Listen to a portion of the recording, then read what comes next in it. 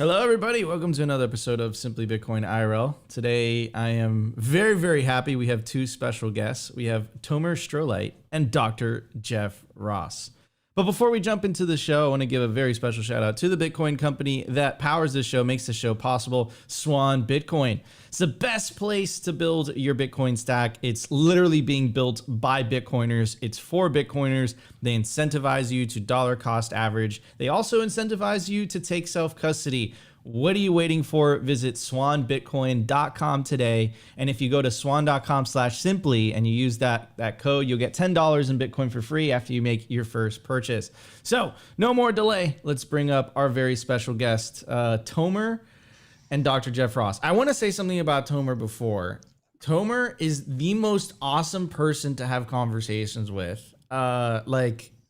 We get spiritual and like it gets deep and it's awesome and I really appreciate it. And of course, Dr. Ross, I loved our conversations at Pacific Bitcoin, and every time you come on the show, we go down this like Bitcoin macro rabbit hole. So I was like, okay, let's bring on these two Bitcoin legends together and let's see where the conversation takes us. How you gentlemen doing? Good. Doing great. Thanks for having us. Yeah. So I want to start off with you, Dr. Ross. So I think this is a big announcement. Quote, my unretirement from healthcare commences on August 1st. So is that a congratulations? Are you excited? How are you feeling about it? Very much. In fact, if you've ever, for people in the audience, usually you have a different background. I have a map, but I changed my office back to the old way. So behind me here, these are the monitors that I'm going to be reading radiology from. So very excited, actually. I had to leave radiology about almost 2 years ago because my business, my fund and investment advisory business was growing so fast. It was just too kind of overwhelming. I'm at the point now where I'm going to, it was a hard decision. It was I had to really look inside myself and see, how good am I for my own business, right? I've been running Vailshare for 10 years now. I've decided that I'm actually the linchpin at this point. What I love is investing. That's why I started doing it 10 years ago. What I don't love is running kind of the day-to-day operations and dealing with compliance and all the other kind of things. So bringing on a new hire, a guy that's fantastic. I'm really excited to announce it, hopefully in the next couple of months. And that allows me to just basically focus on investing for my clients. But then at the same time, I can go back to reading radiology again, which I enjoy doing as well. So back to two careers. I'm highly enthused about it. So it seems like you're mining fiat hardcore. This is the time to be buying for sure. Now, to be fair, it's been the time to be buying for the last year or so, and I don't want to do any spoilers, for where I think things are going. But yes, I still think this is a fantastic time to be dollar cost averaging and smash buying Bitcoin. Smash buy. Smash. Tomer, what's on your mind these days? I'm gonna say this again. I'm gonna fanboy over Tomer. Tomer is fucking awesome. I can't emphasize this enough. If you see this guy at a conference, have a conversation with him. What's on your mind these days, Tomer?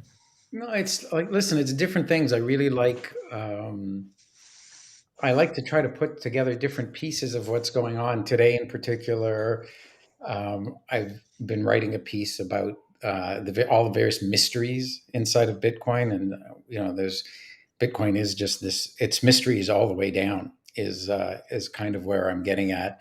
And it was brought on by a discussion I had with an artist about something, and he's building like a vault to symbolize artistically what a Bitcoin UTXO was. And I started to go down the rabbit hole of, Bitcoin is actually like every Bitcoin block is like a vault within the last Bitcoin. Like there's two kinds of security. One is your private public key. The other is the work, the energy that secures each transaction. And they just are layered one inside the other. So it's like you're taking the vault that was the last block and putting it into a new vault that's whose strength is all the energy that went into that most recent block. And, these come in 2016 vault chunks, every difficulty adjustment. So that when the difficulty goes up, the vaults get harder and harder to penetrate. And sitting at the center of all of these vaults now, there's like 800,000 and 200 and something, or 300 and something. That's the block height that we're at, is that one original UTXO with that op return that says Chancellor on the brink of second bailout for banks. And if you want to go in and double spend that one, you've got to break through every one of those 800,000 vaults in the next 10 minutes, because in 10 minutes, someone's going to find another vault that you need to break through before you can break through all the other ones.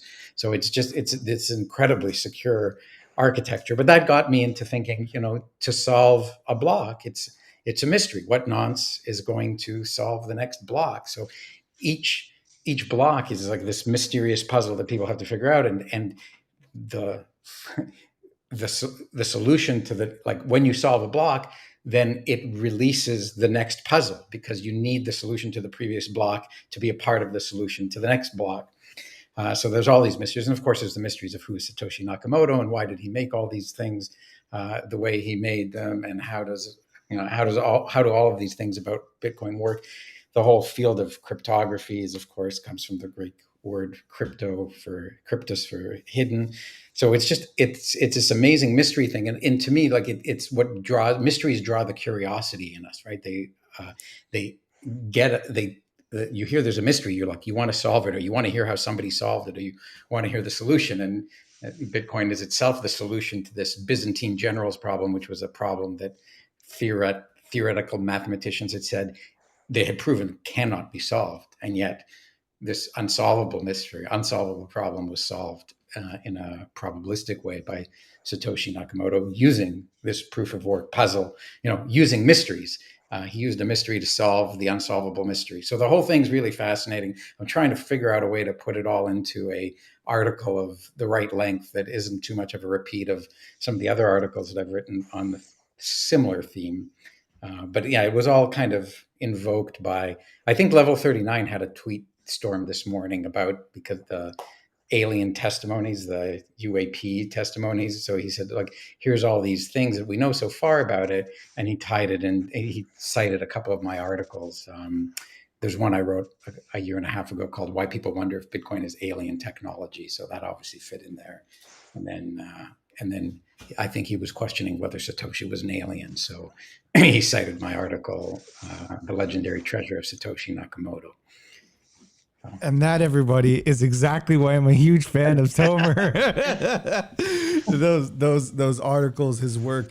By the way, the video that you made that was produced, Bitcoin is Beautiful. Holy cow! I guys definitely recommend that. You guys could check it at the Swan channel. But anyways, Dr. Ross. So we had the infamous, and I'm gonna bring it back to. Hopefully we can. I want to see if we could tie these two ways of approaching Bitcoin together, and it's gonna be fun, and I'm looking forward to it. So we had the FOMC meeting today. There was a 0.25 hike, right? Did that surprise you? What were your thoughts on that? First of all, let me just, while Tomer's here, say that I truly believe that Tomer, and this is not to, blow up your skirt, Tomer, but I think Tomer is going to go down in history as one of the great Bitcoin philosophers of our age, and so that's cool. So I'm honored to be here with you, Tomer, and it's, while Tomer elevates all conversations, I like to bring them down.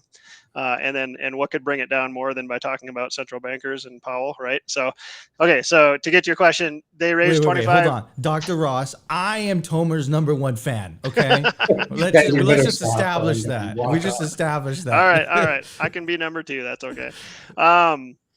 Powell. So they raised 25 bips. Was it a surprise? Not at all. It was, I think, 99% certain based on CME futures heading into it. So there was no surprise at all. What I was waiting for is he going to come down as being overly hawkish or not? How will the FOMC minutes, that's the statement they release at 2 p.m. Eastern, was that really any different than 6 weeks ago? And the answer is no. No, there was really nothing exciting at all about it. He basically said exactly what they said before. The only change that I saw in it was before they had said there was probably only going to be modest economic growth for the rest of this year, and now they think there might be moderate economic growth, which is like a bump up. Otherwise, they said, inflation is still a problem. They say we're still going to remain vigilant. We're going to watch the data. We may or may not raise again at the next meeting, which is in September, but we have some significant data points, 2 rounds of CPI coming in before that, and other inflationary data and economic data. So basically, everybody kept asking these questions: Are you stopping? Are you not? Are you stopping or not? He's just like, I'm telling you, I don't know. We're just waiting to see what the data shows, and then we may or may not hike again in September. And so, non-event, it was a nothing burger. Central Tomer? banking is a mystery. Yeah, Yes. Tomer, just dive right into it. This is exactly why I brought you guys together. Yes. I'm trying to synthesize the things we talk about. It's interesting. I mean, I don't view central banking as that much of a mystery. It's a system that is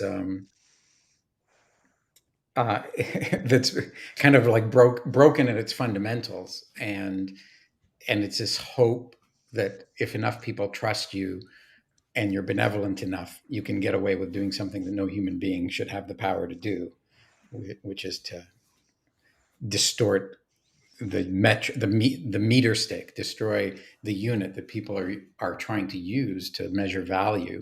The intention is obviously not to destroy it, but in a sense, it's to destroy the integrity of it, right? Central banking says the dollar shouldn't have integrity to it. It shouldn't be a fixed unit of value. It should be one that we can manipulate to some arbitrary goals that we feel are right. Like we feel 2% inflation is the target. Why? Why not 3%? Why not 1%? Why not 100%? Why not minus 5%? Like there's a whole range of numbers. There's a whole real number line to go for. Why 2% is perfect, and how they trade that off. So it's just like, it's amazing to me how arbitrary a system we live in. And if we're talking about philosophy and history, I think people in the future who live under a Bitcoin standard will wonder how primitive we were, in the same way that we might look at people who use beads or seashells as money and say, what a primitive form of money. People will look at central bank issued currencies and say, what a vicious and primitive form of money. At least there was nothing vicious about using a seashell. I mean, they were rare and hard to collect, but someone, I guess, could collect them all day. But here someone can arbitrarily decree that there will be 3 trillion more of these things, and who gets them and under what terms. And these are always terms that don't treat everybody equally. So there are people who are implicitly disadvantaged by the system. And those are the people who are doing the hard work that the people who print the dollars get to enjoy the benefits of. So it really is very much a master-slave relationship. And that's what makes, we look back at the times when slavery was permitted and we say, what a primitive and brutal time. And people in the future will look back at this time and say the same thing, and they will pity those of us who were victims of the system, and they will view with what's the word, with anger and shock the people who ran the system this way. And I think kind of what's interesting about it, in the same way that you look back at people who owned slaves, and they didn't necessarily think they were evil. They didn't necessarily fully contemplate the consequences on others of what they were doing. It was just the way. And so, I don't know if Jerome Powell is overtly evil. What he's doing is participating in a system that's evil, and that history will judge as evil. But he's just putting on his suit and coming into work and doing what he's been told to do, possibly. I can't say it's clear. Yeah, I mean, I would say that he's just a product of the incentive structure, like the incentive structure.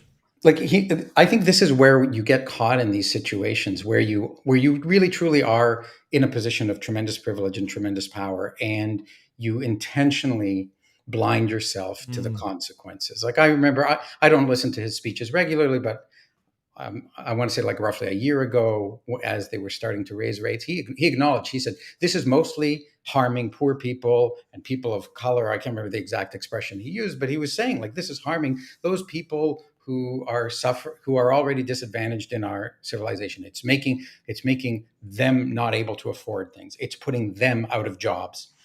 And we're going to continue to do it. So like he knows that what he is doing to get inflation under control is making things harder. And he knows that he was the cause of the inflation by pumping trillions of dollars into the economy to fix what, and his whole job is sticking his finger in the dike. Like, oh, there's a problem. People are locked down at home. Okay, well, we'll print more money and a helicopter in. Okay, well, now there's too much money. That's okay. We'll raise the interest rates so people can't spend the money that we helicoptered into them. They have to spend it on interest. And so he's just pulling and pushing these levers back and forth, and the whole thing's out of control and it's unstoppable, as other people speak about much more eloquently than me. It's like the system is based off of debt, and in order to pay the debt, the money supply needs to grow to pay off the debt. So it's like it's inherently an inflationary system. And what's happening now with high interest rates, like, what's the rate today? 5.5% or 5.25%? Well, that's not just like thinking, that's not 5% more than 0.25%, which was where it was at the low.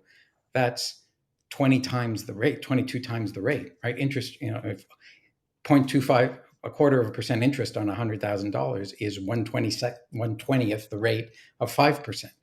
So if you're on a floating rate, you have to pay 20 times as much interest as you had to just a year and a half ago. The inflation, and so like the CPI on interest has been 2,200%, like, or 2,100%. So starting from the basis, I don't want to exaggerate, which is interesting. 2,100%, 21 million coins. Maybe this is where they stop, or this is where it all breaks.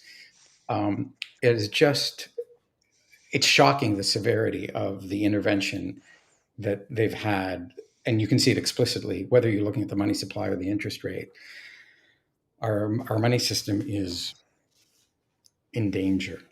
I agree. It does feel that way, and I want to pass it on to Dr. Ross. Like from my generation specifically, like it is, we can't afford anything. Like I'm super lucky to have got into Bitcoin the time that I did, and I've been here for a very long time. But like the vast majority of my generation, we can't afford anything. We can't buy anything. I'm still renting, and that's a story that you hear time and time again. And from the Cantillionaire Conference, which people call the World Economic Forum, but I really call it the Cantillionaire Conference, their own rhetoric is even telling you, like, well, you'll own nothing and be happy. And I really think that they're telling you this type of stuff because they fully understand the severity of the situation for, for the younger generations. And I think they're trying to accustom them to this new normal. So, I mean, so adding to what Tomer was saying, Dr. Ross, it seems like this system is completely unsustainable. It seems like this is something that this is not a solid foundation for society to move forward on. So what's your take on that? Well, for sure, right? We know from history that all fiat currency eventually goes to zero, right? Governments can't resist the temptation to debase their currency. And when they do that, what they're doing is just stealing purchasing power from their citizens, right? Everybody knows that. Although, well, I should say all Bitcoiners know that, and people who understand money know that, and the people who control money know that. But the vast majority of Americans still don't know that. So what happens is they can't resist. Purchasing power continues to decline over time. When we have this Keynesian credit-based economic system, you have to have inflation. You have to continue to grow your credit base because you're constantly just rolling over your debt and rolling over your debt and compounding and compounding and compounding. That's what we call the debt spiral, which eventually turns into a death spiral for the underlying currency, right? So it continues until basically people are like, I don't want your fiat currency anymore because it's basically worthless. Why would I continue to get paid in this currency that costs you nothing to make, but you're giving that to me as payment? Eventually what happens is people lose confidence in that currency and it goes to zero. And that's literally 100% of the time with fiat currencies, you go to zero. So I have no doubt in my mind that all of the current government fiat currencies are going to go to zero. Not in my lifetime necessarily. They could. But I do think the dollar, it's the best crack house on the crack street, as Foss would say, or something like that. But it is, right. It's the strongest fiat currency. It has the strongest military in the world behind it. They have this sweetheart deal with the rest of the world where you buy our bonds and you'll fund our military whether you want to or not, and we'll basically provide worldwide military service for you, for us though. And so we get to export our inflation to the nations, and we get to enjoy lots of the benefits. That people have been calling for for the demise of the dollar for a long time. It's not going down anytime soon, but I do believe with my whole heart that it is going down eventually. And it's one of the laws. It's almost like a law of physics, right? Things you can count on: death and taxes. You can also count on fiat debasement, but you can also count on Bitcoin deflation, right? So growth of purchasing power over time, and it's just the mechanics, it's the math behind the system. So like we were talking about, coming full circle, why do we blather on about why do I talk about Powell? Well, in the central banks, and what is the Fed doing? Unfortunately we have to, because in 2008 2009 the Fed wrested control of the risk markets from the underlying economy almost completely, and it's now based on monetary decisions and fiscal decisions, and not necessarily on what the economy is doing underneath it. And that's not just true in the US, it's true with all of the major economies around the world. And so, all of our governments have spending problems. The central bankers and Powell and the Fed, they get a lot of flack, and they should, but it's actually not their fault per se. It's actually the fault of governments that just cannot stop spending. The governments spend and they spend and they spend, and they create debt. And if nobody is willing to buy that crappy debt that's actually losing purchasing power to inflation over time, the Fed is the buyer of last resort of these treasuries. So that's the purpose of these central banks, is to be the buyer of last resorts of the government's debt. And so they're very intricately linked. So what's the end? This is a really long answer to your question. The end is zero. The dollar is going to zero. All fiat currency is going to zero. Again, I'm not saying that it's happening this year or next year, but it is happening in some government fiat currencies, right? We were watching it in real time in Lebanon, Argentina. You can see lots of countries that are struggling around the world. One by one, they're going to figure out that, hey, we actually have a viable alternative. It's as accessible as the internet is. It's called Bitcoin, and this can actually save us from our governments. And then the final thing is, and then we'll go back to Tomer.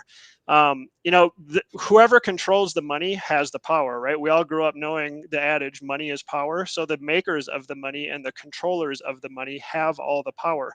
Governments have all the power. The US government is the most powerful nation state in the world, in the history of the world, because of the monetary policies that we've had since basically, post World War II.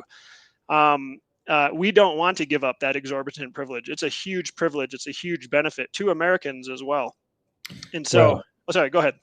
Yeah, no, you said we would transition. So I want to point out that privilege comes at a big cost. And again, when we say we, the people who've paid a very dear price for that privilege is the American middle class, the American working class, the American union worker, all of those people. Because what happened when we went off the gold, when the world went off the gold standard, and America, and this is Peter Zahan's original thesis, right? That America became the superpower, protected the shipping ways, gave everyone access to their economy. And when we went off the gold standard, basically America exported protecting military protection of importing stuff made abroad into America in exchange for US dollars, which secured the world and prevented wars as long as you accepted it. If you didn't accept the US dollar, war somehow came to you.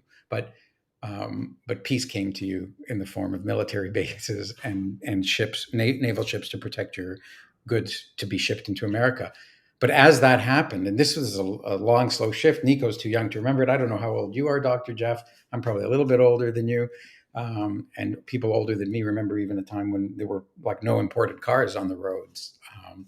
And what this led to was everyone who had US dollars in the US basically buying goods that were made abroad and shipped and imported into America. And that led to the erosion of most manufacturing, like a lot of manufacturing jobs. Not your house can't be imported, so real estate, whole house building is still done locally, but many components are now imported, and certainly just about this computer I'm talking to you on was made and manufactured, assembled in China, even though it was designed by an American company. And just about everything that I'm looking at, this piece of assembled furniture that it sits on, I did the assembly work, not an American paid worker, but a Chinese factory assembled it. And so what happened is we hollowed out the middle class, and they're the ones paying the price today, right? the number of people who are in the middle class, or the amount of income. The middle class used to represent something like 60% of all the income, and now it's under 40%. So like a full third, roughly, of the income that the middle class had is no longer middle class income. And you go to WTF happened in 1971.com, you can see where it all went. It went to the very, very top elite. So we've paid this big price for this privilege that isn't a privilege that all Americans benefit from, or all North Americans or all Westerners benefit from. It's a privilege that the elite class doesn't. And many of us are in that elite class. We're service workers, we're executives, we're lawyers, we're professionals who haven't lost their share of the income as a result. But this is, there we go. There's an interesting chart, right? 1971. Thank you for sharing this, whoever's doing that magic. Worker productivity has gone up by 150% to from 100 to 250, but worker compensation has hardly budged. So all that productivity, all that increase has gone somewhere else. And there's lots of other charts along these lines that people can check there, or do your own research. You don't have to do too much research. The number of people employed by unions who worked for people to have pensions. Nobody's getting a pension anymore nowadays. Who worked for people to have safe working conditions, all this kind of stuff. Like, that's dropped dramatically. And most importantly, right, it's in the private sector, it's dropped off profoundly, right? Like in the government sector, well, government, union, those kind of things end up working together. People work together, but they're providing service work, right? And so they're not building things. So we've just had this hollowing out of our ability. And like, some of this knowledge is lost to the point where we don't have it anymore. Like, we can't just tomorrow fire up all sorts of factories. We have to learn how to fire up factories. We have to learn how to make things, and things are made the way that they're made abroad. The reliable, durable, unbreakable kind of appliances that we used to have, they don't exist anymore. Everything's built to be as cheap and breakable as possible. I'll just, like, one final anecdote. Part of this was seen through the Walmartization of retail, right? Big box retail, where the intention was, and again, these good intentions, right? Like, the intention was so that ordinary folks could afford the nice things that wealthy people could have. But that came by making slave labor overseas produce those things for what we called ordinary folks, who now are finding themselves buying much lower quality things than they ever imagined they would, and have a bleak outlook for their future. So it's kind of the pivot point. I just want to say the pivot point that we stand at is this continues, and we end up with a very bifurcated West, right? With people who have elite access to things. Manufacturing doesn't serve the masses anymore. It's just, we just build fancy yachts for the ultra rich, and other people eat garbage. Or we find the pivot point, which is the masses get sound money and use sound money, and don't get exploited by all the things that are broken with the dollar, right? The dollar isn't just the elite have the privilege of printing it and keeping it for themselves. It's like, well, we use it. We all collectively fell into the fallacy of using it to buy cheap foreign products. So look at all this stuff I filled my house with, but I was filling it with lost jobs, lost North American jobs, and lost quality of North American manufacturing. Some people would argue it wasn't high quality enough, but it's like anything old in your house and anything new in your house, you can see the difference, right? One's made of plywood and stickers, and something else is made out of an actual piece of wood or piece of metal that's solid and not the minimum thickness it needs to be able to be assembled before it collapses. Yeah, man. It's I couldn't have said it like that, Tomer, but yes, the money is definitely broken. There's definitely consequences to that. And I think what you described, so eloquently, was basically the hollowing out of the middle class. And then if you think about it from, the younger generations, right? Younger generations, because they haven't had so much years in the workforce. So we generally tend to start off poor, right? I don't think we had the opportunities that at least my parents had. And I think this is why Bitcoin is so important to me specifically, and to everyone really. So Dr. Ross, back to you. Okay. So we had some big news with the BlackRock Bitcoin ETF, the spot ETF. I had two interesting conversations. I had an interesting conversation with Caitlin Long and Lawrence, and they come from the skeptical perspective where they're just like, they're going to rehypothecate the F out of this. And then I talked to Foss and Lavish, and they're like, no, this is good for Bitcoin. They're not going to be able to rehypothecate it because it's a spot Bitcoin ETF. So I want to get your take on that, and then we'll pass it on to Tomer again. Okay, so that's deep. So where do I come in between all those four people, whom I all respect greatly? Let's see. So couple points. First of all, Larry Fink was the king of ESG, which I think is actually pretty evil. I think people think they're saving the world and the environment when they are proponents of ESG, and it actually causes more harm than good. And he has been pushing that narrative as well as this anti-Bitcoin narrative for a very long time. So it is a big deal that Larry Fink, of all people, is out there on the CNBC and Bloomberg and these major economic news channels talking about Bitcoin like it's a good thing. That is a huge narrative shift. Why? For people who were around 3 years ago or so, you may remember when some different hedge fund managers came out, big time hedge fund managers like Druckenmiller, Paul Tudor Jones, even a little bit Ray Dalio. They came out and were talking favorably about Bitcoin and saying that they own some Bill Miller as well. And what did that do? It removed career risk for hedge fund managers to own Bitcoin in size. Now, fast forward to today, when somebody like Larry Fink of BlackRock says, you know what, we want to create a spot Bitcoin ETF, and I think Bitcoin is sort of like digital gold. It's an international asset, those kind of things. He's not, by the way, a Bitcoin guru. I think he has his own fiat purposes for it. He wants to wrap it in a fiat wrapper and make a lot of money off it, and he will. But he has changed the narrative. So when he comes out and says, you should have Bitcoin in your portfolio because it's this asset that's here to stay, what that does is it changes the career risk equation for fund managers and for investment advisors and financial planners who before this had been extremely opposed to Bitcoin. They believe the headlines. They said, yes, it's evil. It's used by criminals. It's boiling the oceans, blah, blah, blah. All of the nonsense FUD, right, that we've been forced to listen to and read for the last several years. All of that has changed. I think there's a palpable shift in the narrative because of Larry Fink and coming on board with that. So that's net positive. It's obviously net positive for the price of Bitcoin, right? If people are in this technology because it's number go up technology, and it is, this will help the price to go up more.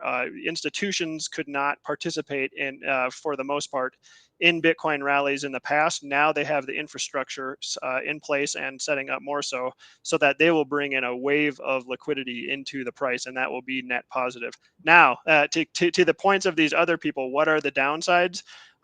First of all, Larry Fink, I do not believe is a fanatical. He's not Michael Saylor, right? Not even close. And he doesn't understand it like we understand it. He wants to wrap it. I call it wrapped Bitcoin. A spot Bitcoin ETF is basically sort of the same thing.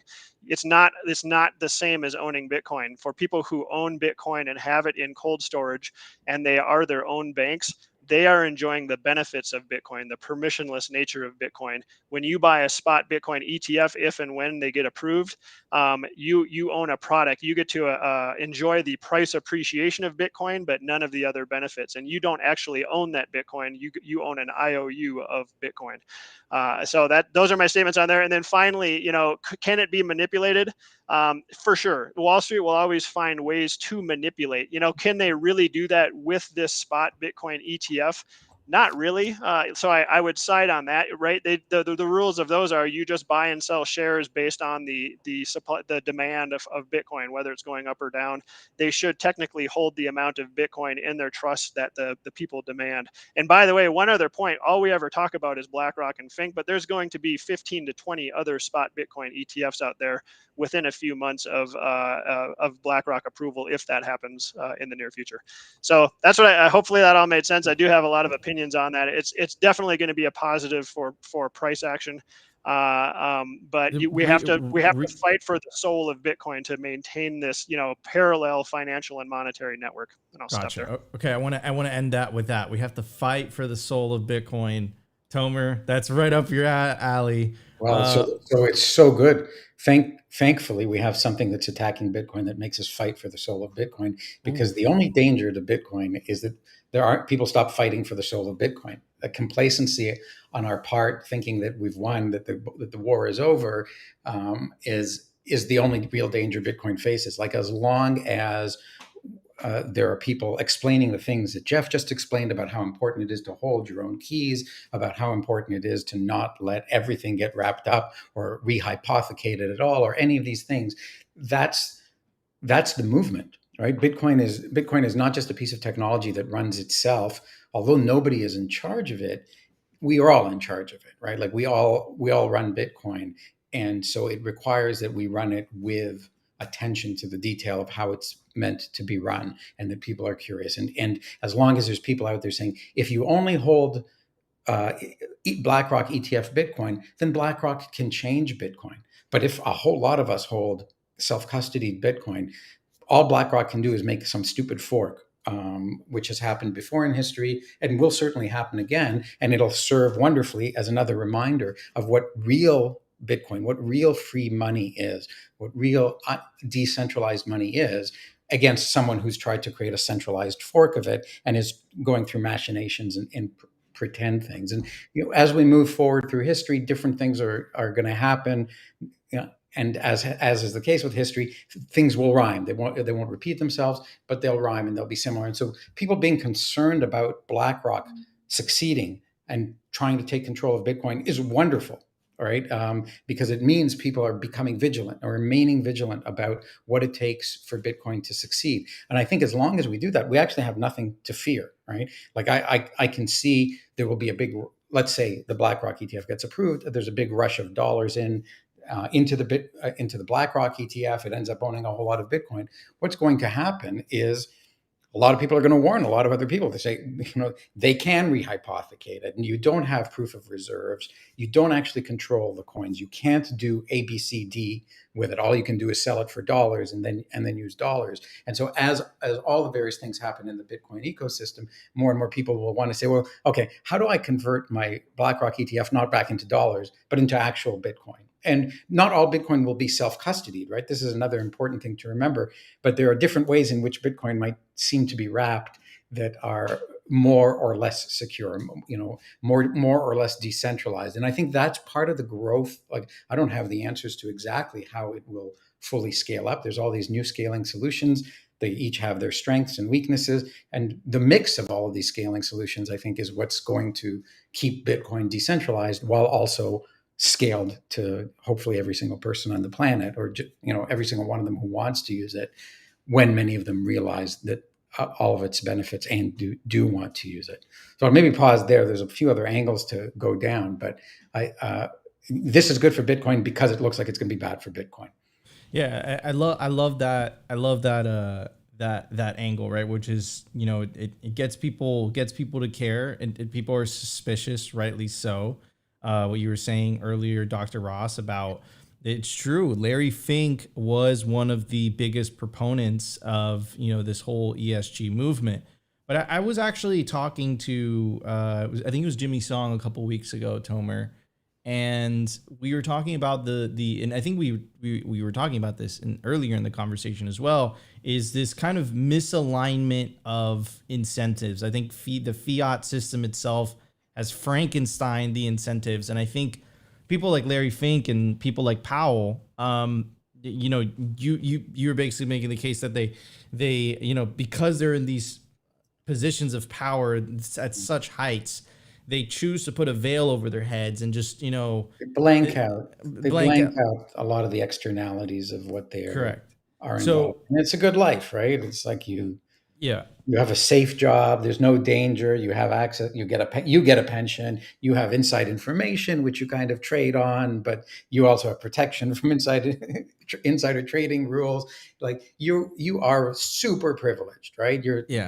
You get caught drunk driving, the police officer turns away, or the charges get dropped, right? Like, there's a tremendous amount of privilege involved in these situations.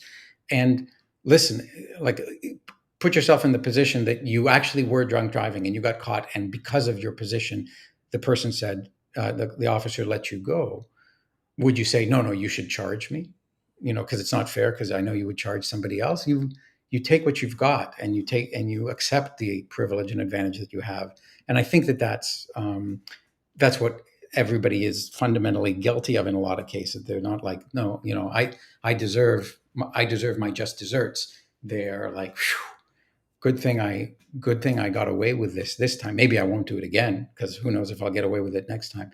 But there's just a lot of this brokenness, and I don't want to say that this psychological factor is something that Bitcoin fixes, right? Like, people who find themselves in a position of privilege, taking advantage of it when it presents itself, is a flaw in human psychology, right? It's not even a flaw. It's a self-defense mechanism, survival mechanism, right? Like, you should die, I will let you live. Which do you choose? Well, I choose to live, right? So, like, that's the incentive. I think what Bitcoin fixes, it's taking away all of these broken incentives and broken privileges, and everybody's like, it's a peer-to-peer system, right? There's one rank in Bitcoin. Everybody has it, peer, and everyone has access to it. And there's no special rank. There's no, there's peer, which is participant, and then there's non-participant.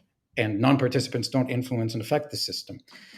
But what we're trying to do is educate everybody in the world so that they choose to be a participant, not are forced to be a participant. Although in many cases in the future, people might say, "Oh, what choice did I have but to use Bitcoin? That's what everybody wants." Well, you still have the choice to not use Bitcoin, right? Like, nobody is holding a gun to your head and saying you must use Bitcoin. People are holding a gun to your head and saying you must use the dollar, right? Like, over here, it's quiet, but if you don't use the dollar, you're forbidden, from transacting. But it's worse than a gun to your head. It's a nuclear missile to your state. It's fighter jets over your state if you don't use and accept the dollar. So, like, this is it's the biggest revolution because it's the voluntary revolution. People call it the peaceful revolution, in a sense, yes, but it's the voluntary revolution. Every Bitcoiner in the world chose to be a Bitcoiner. They weren't born into a Bitcoin standard. They weren't born into a world where someone said you must use Bitcoin. And so, like, it's going to take time, because this isn't, we conquer nations one at a time like Alexander the Great. We march in and we say, from now on, these are your coins. It's like, every single person is persuaded individually, and they're not even persuaded to make it their sole currency, right? Like, every one of us, I think, is mixed, right? But I still have dollars. I have Bitcoin. I want to be able to rid myself of the dollar. But even in that case, I acknowledge that I live in a reality where it's mixed. So this peaceful empire, of the realm of Bitcoin, where Bitcoin is the coin of the realm, is a one by one revolution. Through reason, not through violence. And I think that's kind of where it's interesting. We haven't heard that much from Jason Lowery lately. He had this thesis that Bitcoin is a kind of military technology, it's a form of software. And I find myself, like, split so far apart that I come back around to myself on this. Like, we're at war over market share of what we use as currency, of what we use as store of value. And Bitcoin's at war with the dollar. The dollar's at war with real estate and other securities and everything, because many people have chosen that they don't want to use the dollar. And so the dollar is there by force of government, and all these other instruments are there and ways to avoid the hidden tax of inflation. And Bitcoin is fighting that. And Bitcoin survives it in a very different way. It survives it by having no leaders, and having nothing that you can touch and destroy, and not being in any place at any point in time, and hiding behind encryption. And so it's a survival. It's a survival thing. And so in that sense, it's at war. But war involves destruction. Typically, when people talk about it, it involves destruction and violence and bloodshed. And Bitcoin doesn't. And Jason acknowledges this in his book, so I don't want to mischaracterize what he says. But this is something where, even if you want to attack Bitcoin, you don't do it by force. You do it by trying to double spend a block and mine it. So you do it through this nonviolent means. So even going to war with Bitcoin is nonviolent. So the whole thing is it's so new and so, like, it's such a revolutionary idea, not in the sense that it's a revolution in how we think of money, but it's an idea that's so extraordinary, that's so unprecedented. so revolutionary in that sense. It's just even thinking about it and using typical words to describe it is really, really hard because So Tomer, and that's why it's this revolutionary idea. It's ground up. I agree with you, right? It's winning over. It's not this top down type of movement that's being force fed down people's throats. It's really winning over the hearts and minds of people via greed, and that's why. And I want to pass it on to Dr. Jeff Ross. I want to get your thoughts on this. That's why I believe like maybe you're starting to see Larry Fink bend the knee to Bitcoin's irresistible incentives. And then maybe is that what we're seeing, Dr. Ross, or is this, are you still cautious? So a couple of things. Well, first of all, regarding Fink, I am still cautious. I think he's still a fiat maxi, and he's just using this. He sees this as a new product where he can make a ton of money by building ETFs around it. So he wants to wrap Bitcoin in a fiat product and make a ton of money. And he will. He'll get even more wealthy than he is. But getting to your point and to Tomer's point about, Jason Lowery and the military, Bitcoin is for everyone, right? It's inevitable that at some point, just like everybody uses the dollar today, or most people use the dollar, I truly think that at some point, possibly in my lifetime, to answer your question, Tomer, I'm 48, my birthday is next month. But I think everybody is either pre-Bitcoin or a Bitcoiner. And so, what are we going to do? Will Wall Street embrace it? Sure. At some point, Wall Street will absolutely embrace it. In fact, they are now. At some point, will presidential candidates start talking about it? Sure. They already are right now, right? That's a huge change, a huge shift from 4 years ago, which is pretty amazing if you think about it. Will military officers be into Bitcoin? Absolutely. And so you can just go on and on. If you're a person anywhere in the world, will you someday embrace Bitcoin? I think the answer is yes. And everybody has their own belief system. Everybody has their own way of viewing the world, right? To a hammer, everything looks like a nail. To a surgeon, everything looks like it needs a surgical fix. It's just how the world works, right? And so to get back to Tomer's point earlier, we shouldn't really be overly worried about it, because the fact that it raises the hackles of true Bitcoiners when we see Wall Street come on board and try to wrap it and package it in their own entity, it raises hackles. The cyber hornets come out. We fight again for the heart and soul of what Bitcoin is. Everybody is out there encouraging people, hold your own keys, not your keys, not your coins, not your keys, not your coins, right? Like, don't trust BlackRock or any major institution with your Bitcoin, because we don't know what they're going to do with that. You don't take that risk. There are tons of risks to not holding your own Bitcoin. So that's how I view it. I think it's inevitable. And with every new group, every new institution, every new government that comes on board, and I do think every government at someday will come on board with Bitcoin, probably in my lifetime, if I live a typical age. We'll have to deal with the repercussions of that. What does it mean if America comes into Bitcoin in force and just like, we are going to literally turn our printers on and just buy as much Bitcoin as possible? Obviously, that would be huge for the price, but it could change the heart and soul of Bitcoin. So we would need to fight against that. What about if it was China or Russia, right? That brings on whole new belief systems to deal with. So we just got to keep fighting and take things as they come. I think all of it is inevitable. We will fight every one of those battles in the next 10, 20, 30 years, I think. I 100% agree with you. Have to stay vigilant. I want to throw another macro question back at you, Dr. Ross, and then, of course, Tomer's interpretation of it. Okay. My question to you is, I feel like you've been on the pod the last year, at least twice, and I've asked you the same question. Where's the recession? It hasn't come yet. Right. What's going on? Did they achieve the soft landing? If they achieve the soft landing, doesn't that mean that the central bankers got their way? What's going on there? Where's this recession? So there's two ways to think about it, right? So there's one is that that narrative is correct and that we are going to have a soft landing. Could that happen? Sure. The last time that happened significantly was 2000 to 2003 or so. After everybody remembers that as the dot-com crash, but we did have a mild recession during that period as well, and stocks did not do well over that period. And Nasdaq stocks got decimated; they went down like 80% What happened then? It's similar to what we're seeing so far today. We're actually in indisputable manufacturing recession right now. Manufacturing has been contracting both in the US and around the world for several months now. It's absolutely in a recession. People are losing manufacturing jobs. New orders continue to kind of dry up. It's pretty ugly out there if you're in the manufacturing industry. But America is not a manufacturing economy anymore. Tomer actually touched on this earlier. It had to do with why we had a prosperous middle class before. What did we do? We exported our manufacturing offshore. We gave most of it to Asia, lots of it to China.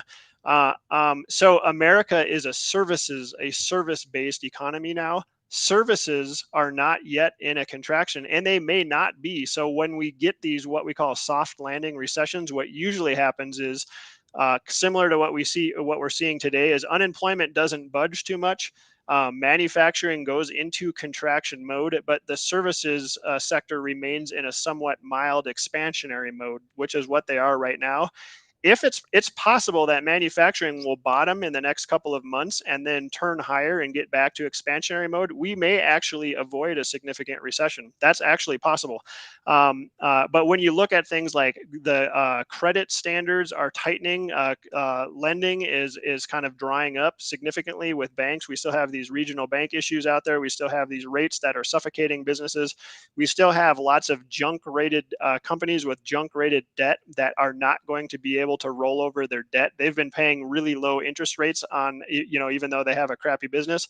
Those interest rates are jacked up like 6% or more higher. And to Tomer's point, they're paying many multiples of dollars more than they used to have to pay. They are going to go under. We're seeing lots of defaults already start to happen. The longer rates stay high, the less chance these companies, I call them zombie companies because they can't afford to pay their debt, the less chance they have at surviving. If that happens and it rolls over quickly, that could throw us into a deeper recession. So that's the other path. So path one is we actually do get this soft recession and it turns out, hey, I guess those guys were right. The other path is services get sucked down into contractionary mode or recessionary mode like manufacturing is. We see this huge spillover into these junky companies and they go up, they go belly up, they default on their debt. And we have a serious recession. And you look at the yield curve still being inverted. What that tells me is we're still not at the point where the recession is ready to start yet. Look at the yield curve inversion. Look at unemployment. It still remains low. It's undeniable. It just continues to remain very low. If we do head into a deep recession, that will spike and it will spike quickly. And then the other thing to look at as far as a recessionary indicator is the high yield OAS, options adjusted spreads.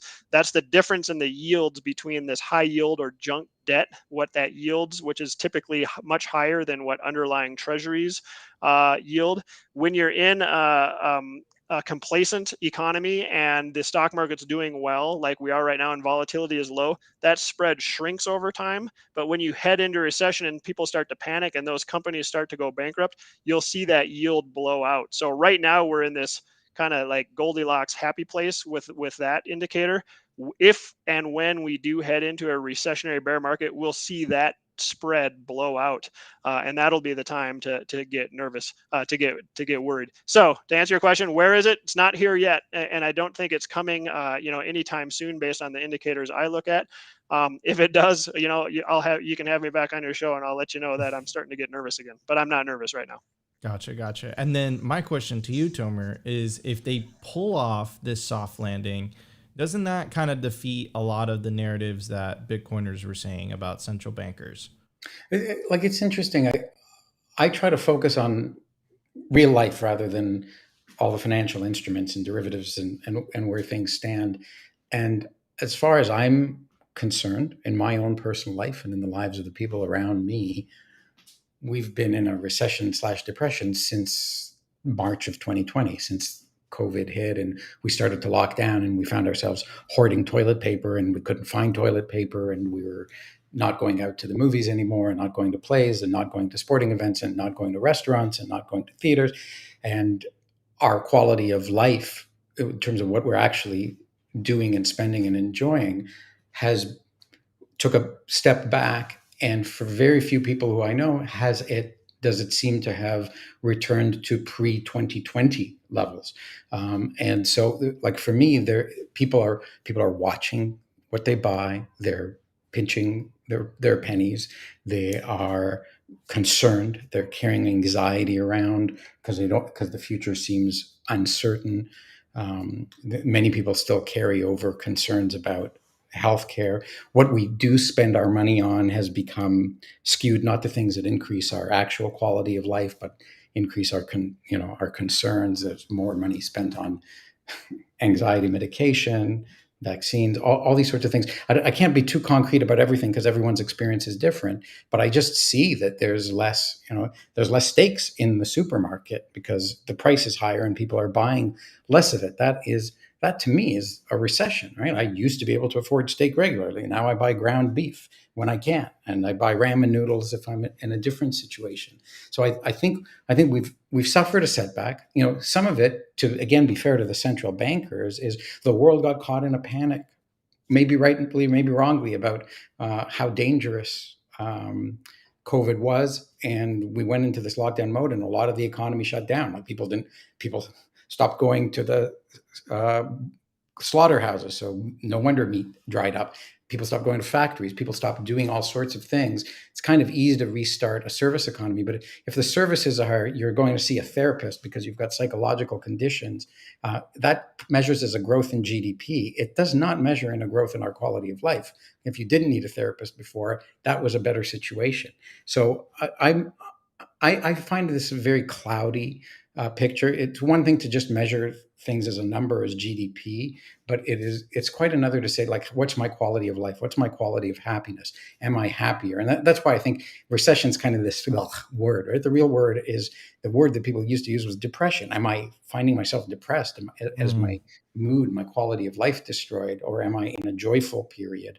And I just don't see anywhere near as much joy as we used to see years ago, and we're at the risk of forgetting how joyful we once were, and how anxious and anxiety ridden we now are. So I don't mean to paint it as a negative picture, but zooming out, I'm just not seeing the kind of happiness and joy that we experienced before all this got going, and so I'm less focused on these small percentage points of numbers and yield curves and options and stuff, and just saying, I want to be happier. I want to see the people around me happier and doing the kinds of things that make them happy and not so distressed. But I don't know, maybe I'm gloomy and turning people off, but it just seems to me that is a real problem. I love the way that you define that, and I actually want to push it back to Dr. Ross. Under that definition, under that outlook, right? Because it's a lot more personable. Would you say we're in Tomer's definition, or the way that Tomer described a recession or depression? Yeah, 100%. In fact, to piggyback and accentuate what Tomer said, we went over 2 years, which I think was the longest streak ever for the United States, with decreasing real income, meaning that even though Americans had some income growth, inflation grew faster for over 2 straight years, meaning quality of life for everybody went down, meaning everybody's working hard, but they can afford less and less. So the steak Tomer was talking about, now they're buying hamburger, right? And that's happening all across America. And so you see that, money isn't happiness, but man, when you have money problems, you struggle, and it's hard to be happy, right? And that's the number one issue in marriages. So bad marriages, the number one thing that people struggle with is money issues. So totally agree with that. And in fact, I think that's going to be, unfortunately, the theme of this decade. I think we're going to have what we call stagflation. Again, that's just another fancy term. All that means is a stagnant economy. So not much growth happening, but higher than we're used to, and more volatile inflation. The last time we had that significantly was back in the 1970s, even though we have a lot more debt now. So it's actually worse now. But the last time remember it. I what's lived that? it. I'm old enough to remember it. Right. Yeah, I was born in the 70s. I think I was born in the worst year of that. But so case in point, though, that was remembered as a tough decade for America, and a tough decade around the world, mostly the Western world. Actually, emerging markets did okay. There are different, so, as an investor, there are different ways to think about things that do well. Things like hard assets, things like gold, property did well, commodities in general did well, emerging markets did well as investments. And I think, obviously they didn't have Bitcoin around that time. Now we do. To me, that's very encouraging for people who are in the Bitcoin space. If you're just hunkering down and working hard and staying humble, as Odell would say, and stacking sats, I think you're going to do pretty well. And you may notice that your quality of life and your depression levels should improve relative to the rest of America. I'm actually worried for America as a whole for this decade. I think it's going to be a really rough and tumultuous decade in general for America, and we're already living through it. It started in 2020, and it's just continuing on. Yeah. So I want to be respectful of you guys' time. We are at the top of the hour, so I want to get some closing thoughts from you, Tomer, first, and then Dr. Ross. So, Tomer, how do we bring back the joy? How do we bring back the happiness? That's a great question. I mean, I think part of it is learning to, I think back to the 70s, and again, this notion of history rhyming, and people became comfortable. They adapted to the fact that the economy wasn't growing. They adapted to the fact that there was inflation, and they found happiness in it through culture, right? Like you take a look at the music from the late 70s, it's a little bit sad, but it's beautiful music. And we ended up with good movies, and we ended up with a lot of good culture. So I think we kind of went to this point where our culture really got corrupted, and maybe I'm hopeful we'll start to see positive culture emerging from the decadence and the blowout of the decadence, because you can't rely on decadence for it. I do think Bitcoin is the unique, it's the wild card in history that didn't exist back then, right? That 70s recession was caused by none other than 1971, right? Like suddenly the governments had all this money, they started spending. You can take a look at the charts again, like of deficits, and like suddenly in 1972 there's a deficit as big as World War II, even though we're not at war, and they only grow from there. So Bitcoin is this wild card because it offers this transition to a way to get back into sound money that the government can't stop. Like they seized all the gold, so you couldn't get the gold back to return to a gold standard, and everything was accelerating. So I'm hopeful that there's this gradual adoption of Bitcoin that brings us back to sound money and makes us respond, and returns this notion of responsibility, and with responsibility comes joy. Some of this stuff is cycles that repeat. Some of it is accelerated or amplified by other kinds of big problems that we've had, and I think we've had all kinds of big problems. I don't have the crystal ball, so I don't know exactly where we sit in the course of the demise of the fiat currency. But given that we're headed for tough times, I think people will learn to live with tough times, and then the joy comes back. Because right now the depression comes from the fact that you missed all the decadence that you had, and you want it back, and you feel poor about it. When you come to accept it, learn to have fun staying poor is part of the answer. But and part of it is just bearing down and continuing to do what's good. Yeah, and staying humble, stacking sats, and Dr. Ross, how do investors navigate the next 6 to 12 months? And of course, this isn't advice. This isn't financial advice, but as if we were speaking as friends.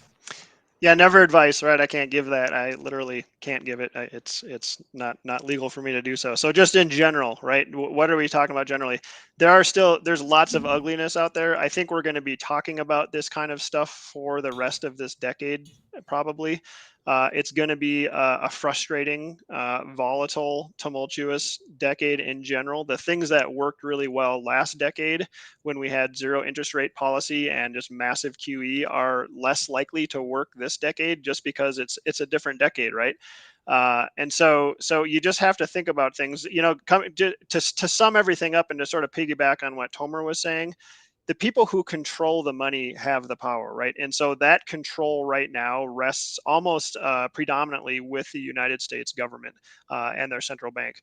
Bitcoin is so unique because what it does is it transfers the ownership and the control of money back to the people. It distributes it out to the world, to the people. So over time, I do think that in our lifetime, in my lifetime, we're going to see that power distribution get sucked out slowly from the government in this sly roundabout way and go over to the people. And so over time, what we're going to see is Bitcoiners start to flourish, right? They're going to start to work hard. They're going to start to build things that last instead of this cheap stuff that breaks. They're going to become savers instead of speculators, and it's going to incentivize a totally different and I think a much better world. It's going to take a while, though. I mean, it's not going to happen tomorrow. It's not going to happen because we voted the right president in, for sure, right? It's not the politicians who are going to do that. It's because of this sly roundabout incentive structure that's different from the current one, and I think much better.